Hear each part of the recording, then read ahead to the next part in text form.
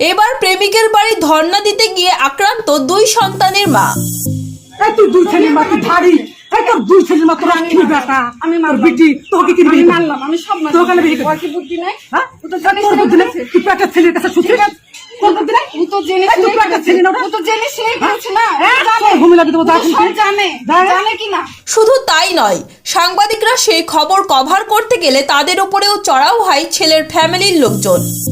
Camera বন্ধ করেন আপনারা, ক্যামেরা বন্ধ করেন। কেন হ্যাঁ ক্যামেরা অন করছেন কিসের জন্য? ক্যামেরা কিসের জন্য গেছেন আপনি? গরম হয়েছে ক্যামেরা কিসের দরকার আছে? জানা যায় ডোমকল বাবলাবোনার বাসিন্দা কিরণ মণ্ডলের সঙ্গে দীর্ঘদিন প্রেমের সম্পর্ক ছিল এই মহিলার। তাকে 2 বছর ব্যবহার করে বিয়ে করতে অস্বীকার করছে কিরণ। 2 বছর থেকে আমাকে আশা দিয়েছে বিয়ে করব, আজ করব, কাল করব, এরকম বলে বুঝিয়ে রাখে। তারপর যখন টাকা পয়সার দরকার হয় আমার কাছে চাই, আমি দিই।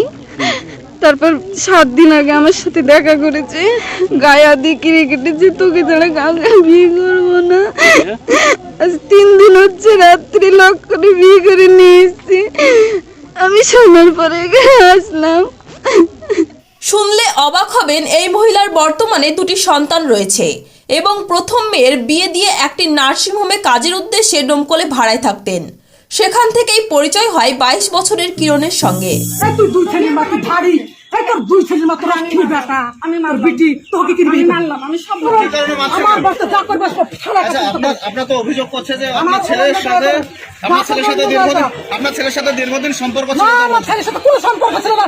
দুই ছেলের মা, বিটির বিয়ে দিতে জামাই, বিটি, লাতি পুতি সব আছে। আর কি বলি বলতে হচ্ছে আমি কিরণকে বিয়ে করবো? কিরণ এই মহিলাকে না জানিয়ে হট করে অন্য মেয়েকে বিয়ে করে নিয়ে আসে, আর সেই খবর পেয়ে তার বাড়িতে যেতেই তার মার হাতে আক্রান্ত হয় এই মহিলা। 7 দিন আগে আমার সাথে দেখা করেছে, গায়ে আদি কিরে কেটেছে, তোকে ছাড়া কাউকে বিয়ে করবো না।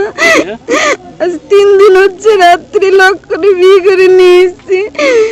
আমি শোনার পরে আসলাম। অবশেষে খবর পেয়ে ডোমকল থানার পুলিশ তাকে উদ্ধার করে নিয়ে আসে।